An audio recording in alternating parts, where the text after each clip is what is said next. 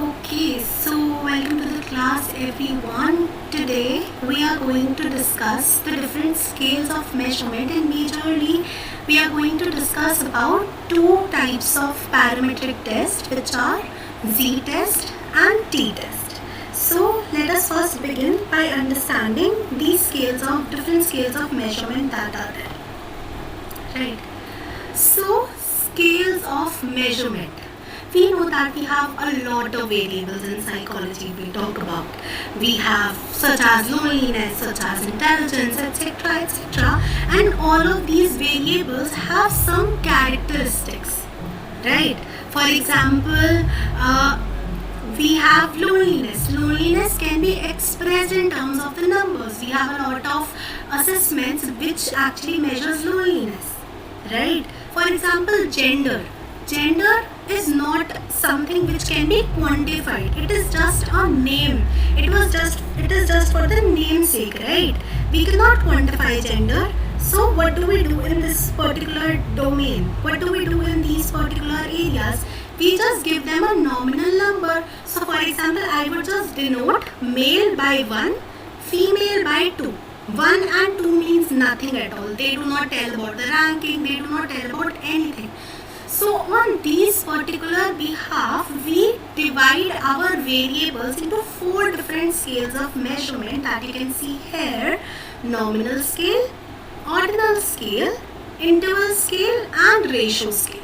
So it is based on the characteristic of the different variables that we have, right?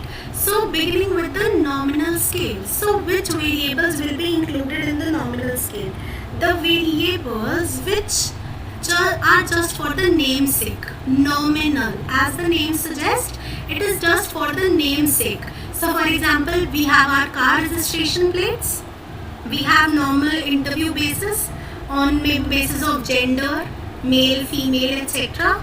Or for example, if there are 100 students in your class, you have just given them each number to identify them. Like for example, we used to have roll numbers in our class, right? Like in alphabetical order, 1, 2, 3, 4, etc. These roll number meant nothing.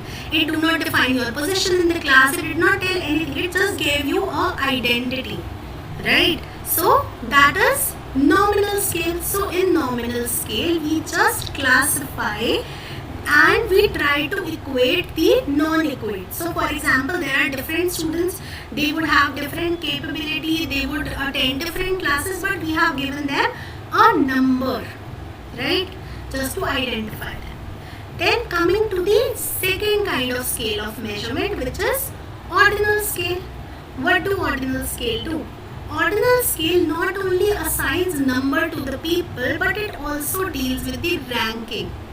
Okay? For example, whenever we used to calculate the scores of the people, and then we used to divide them into, like, this person came first in the class, this person came second, right? We used to do that, right? We used to give them a division.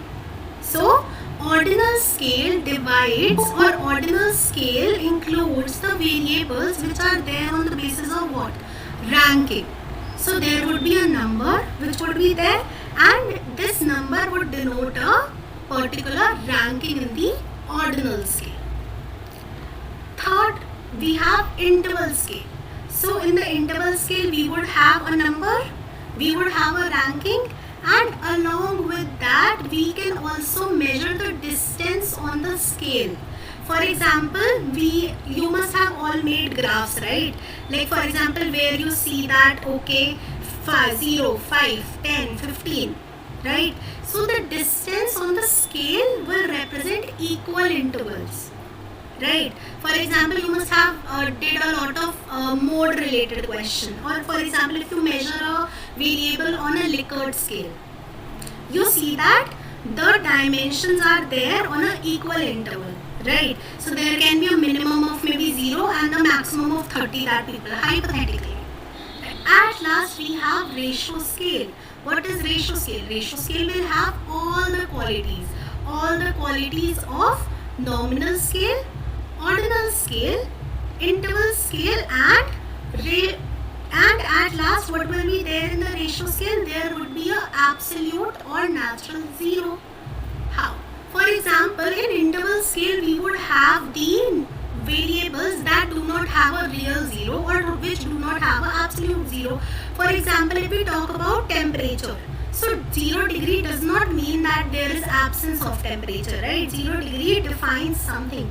There can be, like in terms of intelligence, no one can have zero intelligence, right? So they do not have an absolute zero. But the variables which are there on ratio scale, they will have a natural or they would have an absolute zero. For example, weight, it can have 0 gram, or for example, if there is no height, then we can say that there was no length. Okay, so these are 4 major scales of measurement according to which we differentiate our variables. So we have different variables. We have gender, we have age, we have intelligence, loneliness, social support, etc. Okay, so on the basis of these 4 scales of measurement, we will see what fits where. Okay, and we will segregate it accordingly. So for example, you can see I have attached this particular table. So intelligence is what? Intelligence is an equal interval scale, right? We create a normal probability curve for intelligence also. We know that the average of intelligence also, and it lies on a continuous scale.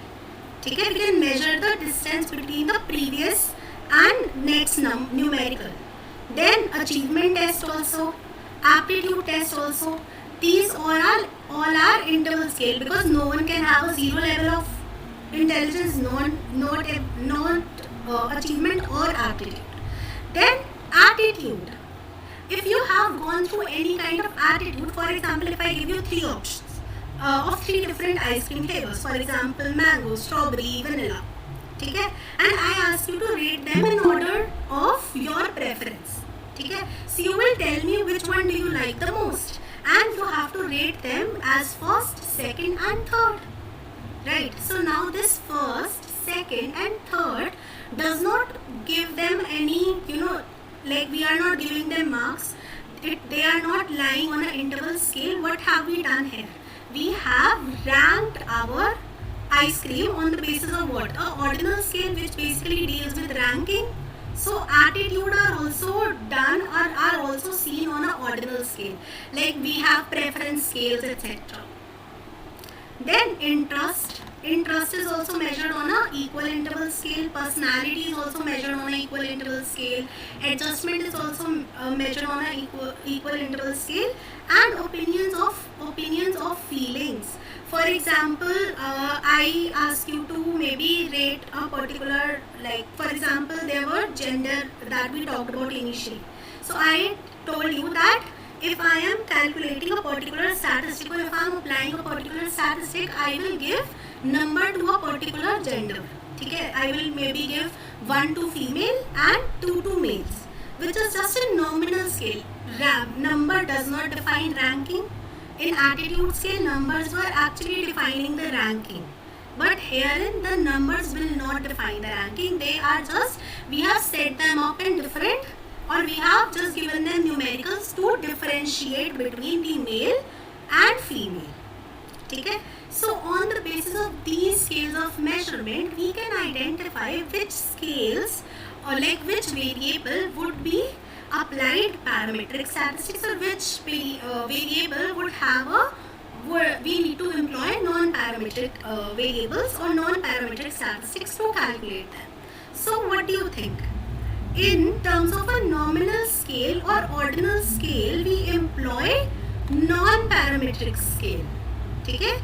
Non-parametric is a distribution free scale. We don't have any kind of distribution in terms of non-parametric scale. We simply have given them a number, or we have simply given a ranking to them. And parametric statistic that we are going to talk about, z-test, t-test, etc., they are used only and only if our variable is computed on an interval scale or ratio scale. So if you have used SPSS, or if you have done any kind of research, we need to identify what kind of statistic are we going to choose. How do we choose that if we are going to choose a parametric statistic or a non-parametric statistics? So firstly, you will identify the scale that you are choosing. For example, you are looking at the impact of gender on loneliness. So gender is what kind of scale? Is it a nominal scale? Is it an ordinal scale? Is it on interval scale, or is it on ratio scale? What do you think? In accordance to what we have learned till now. You can type it in the chat box. Nominal scale. Very correct. And what kind of variable is loneliness?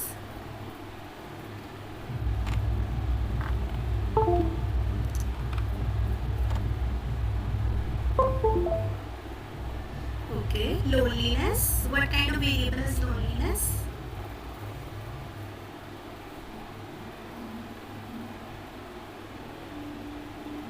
Okay, so what were we doing? We were looking at the effect of gender on loneliness. Okay, so gender is segregated into male, female, or maybe a third or non-binary. Okay, so we can give them 1, 2, 3 number just for the name, just for the namesake, just to differentiate between them. So yeah, very well. It is a nominal scale. It is on the nominal scale of measurement. About loneliness. Loneliness, we have different psychological assessment to measure loneliness, right? So what would it be? It would be a interval scale. Why? Why not ratio scale? Because no one can have zero level of loneliness, right? So if a variable has an absolute zero, then it is a ratio. It is on ratio scale. If it does not have absolute zero, majorly most of the psychological assessments that we use are on an interval scale. Okay? So this is also another table that I have included, wherein I have included like what kind of statistic is used with what kind of scale. You can give it a read. Now we will look at the different types of tests that we have. So we have two types of tests. We have parametric tests and non-parametric test. So parametric test would only be employed, will only be used with the variable which are either on interval scale or on ratio scale. Non-parametric test will be applied on the scales which are either on the nominal scale or which are either on the ordinal scale. Okay? Today we are going to discuss about two primary parametric tests, what are t-test and z-test. Okay? So I am beginning with z-test. So first of all, let us understand what is parametric test, and then we would begin with z-test. So there are few assumptions which are related to parametric test. First of all, the numbers, the data that we are getting is normally distributed. Okay, what is normal distribution? We all have read about normal probability curve. What is there in normal probability curve? If I conduct a particular study, if your teacher conducts a particular study, most of the people secure an average score, right? So if there are 50 students, 30 students would secure an average marks of like maybe 5 to 7. Right? There are very few students who would secure maybe 10 on 10, and there would be very few students who would secure maybe a 0 or 1 on the test. So normal distribution basically means that most of the data will lie in the middle of the scale, in the average level. Okay? Secondly, we employ interval scale and ratio scale. Third of all, we need to have numericals. अब हमें पता है कि in terms of interval scale and ratio scale, we are identifying our data in terms of numerical only. Ratio scale has absolute zero, interval scale does not. ठीक है? And herein we use mean as a medium to calculate. ठीक है? When we had a class on normal probability curve, we learned that the mean, median and mode, all of them lie in the middle. So here mean is a very good indicator to see the difference between different groups or to see the difference in the sample in terms of the population. Let us see how do we use a parametric test. So for example, I hope all of you know about about sampling and how do we do sampling from the population? Yes, no, thumbs up, thumbs down. Okay. So we take a sample which is representative of our population, right? So we will, for example, I have the mean of the scores of the population on loneliness. Maybe it was 30, or maybe on the standard deviation of the population also, and I have taken a sample of maybe 100 people and I have calculated the mean. Mean is what? Just the average. Maybe it was 25, and I have the standard deviation of the sample also, which is maybe 3, whatever. So herein I will compare the mean of the population with the mean of the sample, or I can also compare the mean of different samples. For example, I had gotten, like, I have two groups, male and female. Males, like, it has been driven from the male population of male, and this sample has been driven from the population of females. So it got a mean, hypothetically, it got a mean of 20 and it got a mean of 25. So I can compare their means also. So parametric tests do this only. They compare the mean of the sample with population, or mean of the two different groups that we are studying in our research. Okay. So beginning with z-test. When do we use z-test? Z-test is used when we have a sample size which is larger than 30, and the population standard deviation should also be known. Both of these criteria should be fulfilled, only then we would be able to use a z-test. If not, then we use a t-test. Okay? Let us know about the characteristic of z-test. Z-test basically helps us in comparing the mean of the sample with population. Okay? So this is the formula of the z-test. All the assumptions are going to be same as that of the parametric test, because it is a type of parametric test. It will have normal distribution. Mean will be used as a measure of comparison, right? So z-test is oftenly asked in a lot of entrances. Also, you are asked to calculate the z-score. So how do we calculate z-score? We deduct the population mean from the sample mean. So x bar or x is the mean of the sample that we are using, and we deduct it from the mean of the population and divide it with the standard deviation of the population. So these are few mnemonics, these are few symbols that we need to keep in mind. Mu stands for the population mean, x bar stands for the samples mean. Then sigma stands for the standard deviation of population, and S stands for the standard deviation of sample. Okay, so this is the formula. So how do we solve any kind of question? Firstly, we set up a hypothesis. For example, I wanted to see if there was a difference between the population mean and sample mean, maybe in terms of blood pressure. Okay? So I will create two hypotheses. I will state two hypotheses, which is null hypothesis and alternate hypothesis. What would be the null hypothesis? Null hypothesis is the hypothesis of no significance. Okay? So it would state that there is no difference between the population mean and sample mean in terms of the blood pressure. And alternate hypothesis will state that there is a difference. It can also state a directional hypothesis. It can also state that there would be like sample would have a higher blood pressure or lower.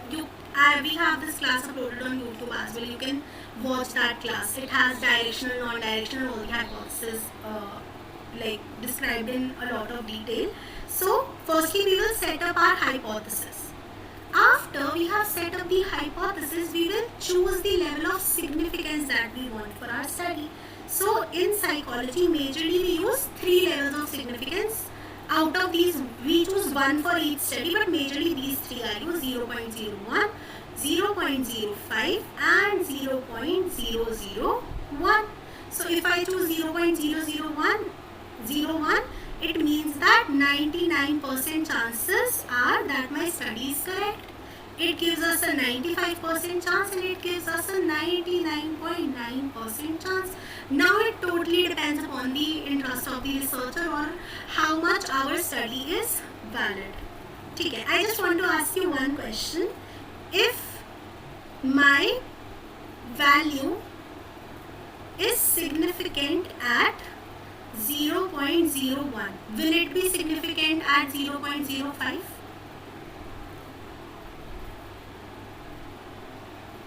Yes, no.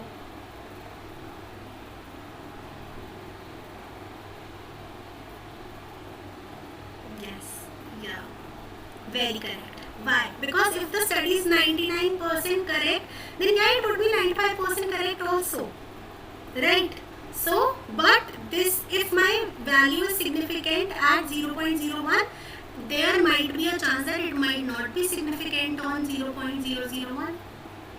Right? So, we choose our level of significance secondly. So, this was the first step. This is the second step. Generally, we have a level of 0.05 that we choose.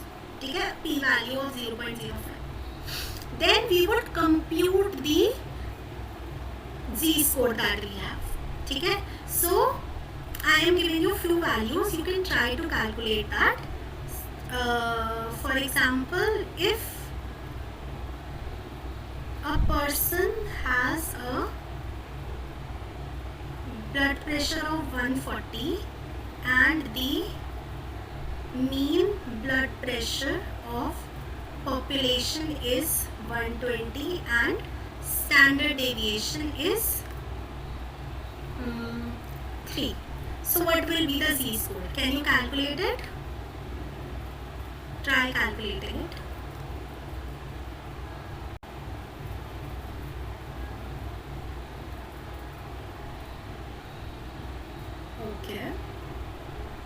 Okay, let us see now. So we learned the formula for z-score. It is very important to remember the formula for z-score. It is majorly asked in most of the entrances. So we need to remember it at least. Okay? So what was the formula for z-score? It was x minus mu upon standard deviation of the population. So what is the value of x? What is the samples mean, or what is the samples? It is 140.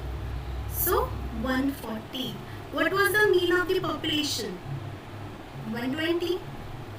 And the standard deviation was 3. So 20 by 3, which would give us 6.67. Very well done, Vivek. Right. Now we have different tables. Okay. So for example, this is the table. So this table is there like in all the statistical books. At the back of the statistical book, you have a table for z-test, d-test, f-test, etc. So now we would look our value up here in these particular tables. So I have just included till 1.9, but there can be more values also. So we will see where does our 6.67 lie, though there is not such a high level of z-score. It was just a vague example that we took, that's why. And we will see it on 0.05 level of significance. So whatever value would be there, that would be our calculated p-value. I am adding another slide. So it would be what our calculated p-value that we have obtained from the like chart that we used. Okay? So for example, if it came out to be 3, for example, it is hypothetical. I'm not saying that it will be 3 or whatever. It is just a hypothetical example. Now I will compare this calculated p-value with the p-value that we initially chose, the level of significance that we chose, which was 0.05. I will compare this 3 with this. So consider it as a cutoff point. Okay? Consider it as a number of errors that you are allowed to make. That was the case, right? If the study is 95% correct, like there is just 5% error, which means 0.05. So if the error would be more, okay? We have two hypotheses, null hypothesis and alternate hypothesis. If our error is more than the p-value that we initially assumed, then we reject our alternate hypothesis and accept our null hypothesis. Because if a person has 4 errors and the acceptable value is just 3, I will say that no, you cannot get admitted to my college, whatever. Right? Same case. Consider it as a cutoff point for error. So the answer would be, what would be our conclusion? That there was no difference. If hypothetically the value would have been 0.02, now we would compare it with 0.05. It is acceptable. Then the alternate hypothesis would be accepted. Okay? So this was about z-test, where we compared our mean of the sample with our population's mean, and the population standard deviation was also known, and the sample size was more than 30. It should be more than 30. We took here just one hypothetically, but it should be ideally more than 30. So if you are collecting a sample where you have a sample larger than 30 and the population standard deviation is also known, then you would employ z-test. But most of the time what happens, we do not know about the population standard deviation, right? So we stick to the t-test. So this is a flowchart that you can use for your own understanding. Firstly, we will see, do we know the standard deviation of the population? Yes or no? If we don't know, then we would use t-test. Then if we do, then we will see if the sample size is above 30. If then yes, we will use z-test. And if no, then we will use t-set. So in order to employ z-test, both conditions should be satisfied. If you have any query in z-test till now, you may ask, and then we would move ahead with t-test.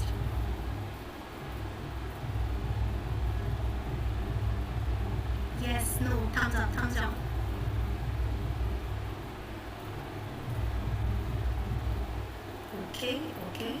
Okay. Now moving ahead with t-test. T-test, we have learned 2 things about t-test already. It would be used if we know the sample standard deviation, and or when the sample size is less than 30. Both the condition need not to be satisfied here, but for the z-test we need both the condition to be satisfied. So t-test is also a type of inferential parametric test.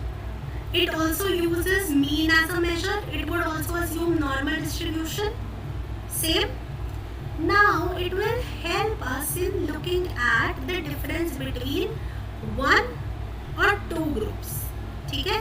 So one sample t-test will be employed when we have a sample less than 30 and we want to compare it with the population. Okay? So this is the population sample, and this is the population, and this is the sample. If we want to see if there is a difference between the mean of the group and population, then we use one sample t-test. We majorly have 2 types of group here.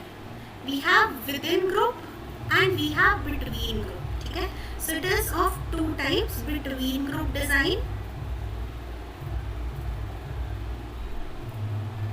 and within group design.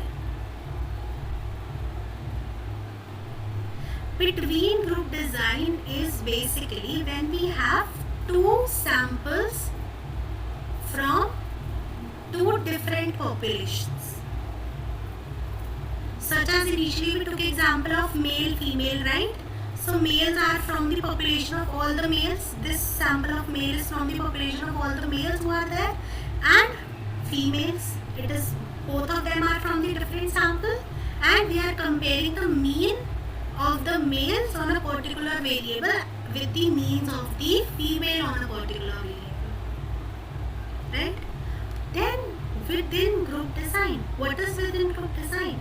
Within group is that we have a sample from same population.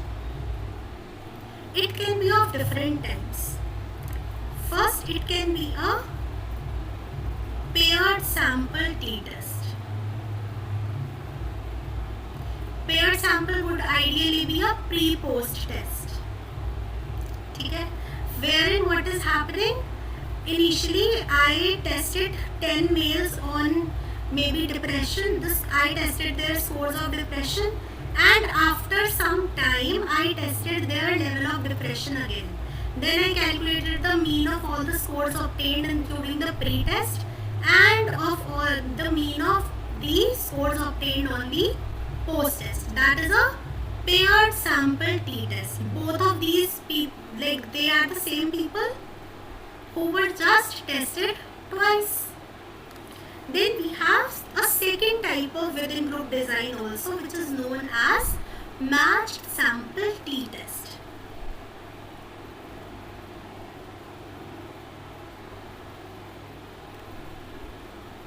Okay? So herein what happens? For example, initially I took the data of 10 college going students. Okay, on loneliness. Okay. So I took the data of all these people. Now, just by chance, I cannot get back to these people again or whatever the condition was. I would try to calculate the data of the other 10 people who match them on some characteristics. So, for example, they should be college going, or maybe I will match the age of the people, maybe the gender of the people, etc. Okay? So, they are also driven from the same population and they are just matched on a particular characteristic. Okay? So, these are three different types of t-test. One sample t-test, which is simple. We are just comparing the population's mean with the sample mean. Then independent sample t-test or between group design, okay, or between group t-test, wherein two different samples from two different populations were compared on the basis of their mean scores. Then paired sample t-test, where two groups from the or maybe same group is being tested twice, and in the matched, two groups from the same population are being tested. Okay? So this was about the basics of t-test. If you have any query anywhere, you may ask, and then we will see how to calculate the degree of freedom in t-test and how to solve t-test. Thumbs up, thumbs down. Okay. Okay. So these are the different formulas and degree of freedom for the t-test. Now what do we do here? Initially for the z-test, we saw the tabulated value on the basis of the z-test that we got, right? But herein we see the value from the table on the basis of the degree of freedom. Now what is degree of freedom? We'll see. So degree of freedom is nothing. Degree of freedom is that I am allowing everyone, like for example, I am testing these 10 people on their IQ levels. Okay? So I am saying that I am allowing all of them to vary as much as on their IQ levels as they want, I would just keep one person to be constant from each group or condition. Okay, so one person will be kept constant from each group, each condition or each sample. Others have the freedom to be however they want to be, how minimum, how maximum they want to be. Just one would be kept constant. Okay, so now we will look at it. So in the one sample t-test, how many groups or how many samples do we have? Type it in the chat box. How many groups do we have? How many groups do we obtain?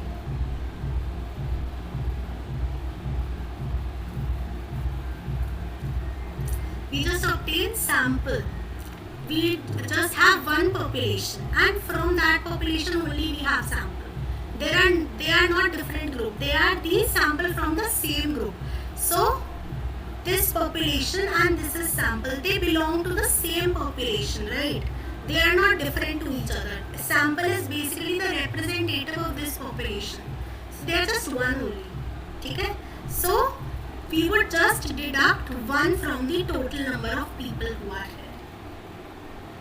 Okay? So the degree of freedom would be what? It would be n minus 1, that is the total number of participants minus 1, because they are from the same group, same population.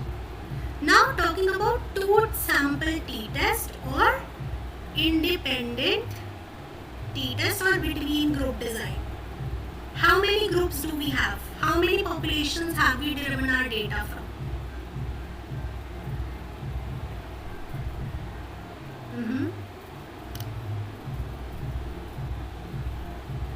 Very correct. We have driven our data from two different populations, such as in male and female. So we will do what? We will see the total number of people in the first group minus 1, and we would see the total number of people in the second group minus 1, or we can simply write n1, which is the number of people in the first group, plus number of people in the second group minus 2. What do we have to do? We deduct or we keep one person from each group to be the constant, right? At last we have pair t-test. Pair t-test. What do we do in pair t-test? How many populations do we have in pair t-test?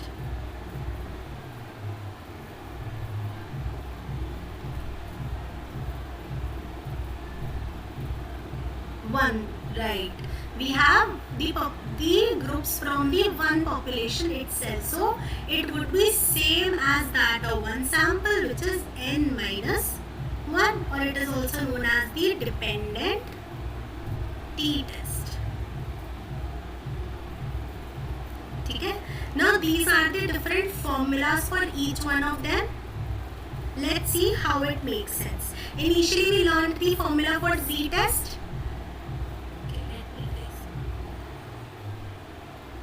Which was x bar minus mu upon standard deviation. Now it has been established that if we are using a t-test, then we do not know of the standard deviation of the population, so the top would remain the same. Here in the one sample t-test, we were comparing the mean of population with sample. So we would do what? We would take the sample of the mean of the sample deducted by and the population's mean would be deducted, and we would use this standard deviation of the sample divided by under root total number of people that are there in the sample. Okay? Now on the basis of this particular formula, we can derive all these formulas as well. Okay? Let us see how. So here in the two sample t-test, we were comparing two different samples mean. So this is the first sample or this is the second sample. So the mean of the first sample minus mean of the second sample divided by the S standard deviation. So standard deviation of first sample into second sample standard deviation. Then under root. Now it is a little different that we would do 1 by total number of people in the first group 1 by total number of people in the second group. ठीक है. At last, moving ahead with the last type of t-test, which is dependent t-test. Similar kind of formula can be derived. Here in the pair t-test, same people, same group was tested twice. ठीक है. So we have to deduct the mean gotten on the pre-test with the post-test. So the mean that we got then on the pre-test, then standard deviation of the population, standard deviation would be very much alike, and we would take this dependent variable standard deviation only upon the total number of sample का under root which is there. ठीक है. Majorly you would be asked to calculate either z-test, t-test and degree of freedoms in any kind of entrances. You might not be asked this. These are very much extra and very much lengthy. You are asked about these and these. These are very much important in keeping in view of the entrances, net, gate, etc. ठीक है. So now we'll try to solve a question from one sample t-test. In the same way as we did z-test, we would establish a hypothesis, we will establish a level of significance, etc. So try solving it. We'll just give it 5 minutes, solve it, and then we will discuss together.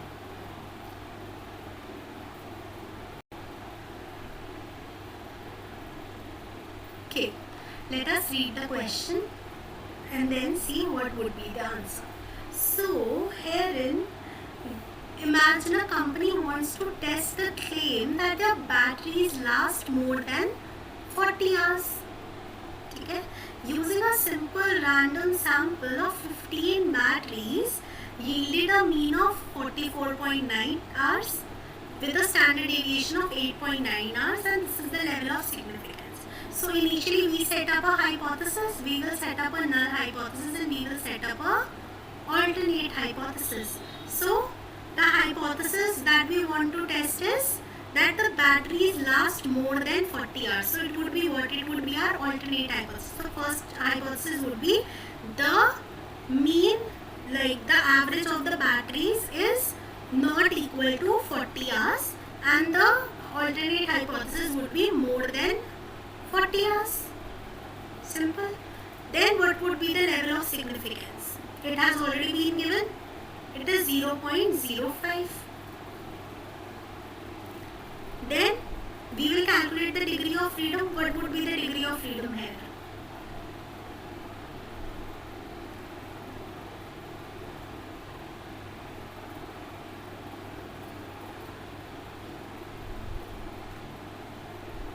Okay, you can type in 14.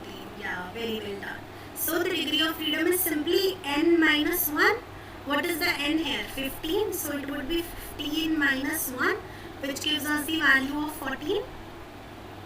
And the mean of the sample, okay, samples mean, which is denoted by x bar, is equals to 44.9. The standard deviation of the sample S, which is denoted by S, is 8.9 hours. Okay, so we have mu, we have n, and we have calculated the measure of the things. Now we'll solve it. We'll put everything together in the formula that we have. So what was the formula? It was x bar minus mu upon standard deviation of the sample divided by under root n. So 44.9 minus 40 upon 8.9 under root 15. Okay, which would give us a value of 2.13. Now we will see this value, we will compare this with the tabulated value, the table value. Okay, so I think I have not attached the table. Let me draw how the table would generally look. So the table would be very much similar. So you would be given degree of freedom on one side, and then you would be given the level of significance. Okay. So you would see the degree of freedom was how much? Like 14, and like in terms of 0.5, we will identify the value. We will see this value from the table and we would compare it with our tabulated value. So the table value came out to be 0.026. Okay? So 0.026, and what did we have to compare it with? Our level of significance which was there, which was 0.05. So what do you think? What will be the answer? What will be the conclusion? Will we reject our alternate hypothesis or will we accept our alternate hypothesis?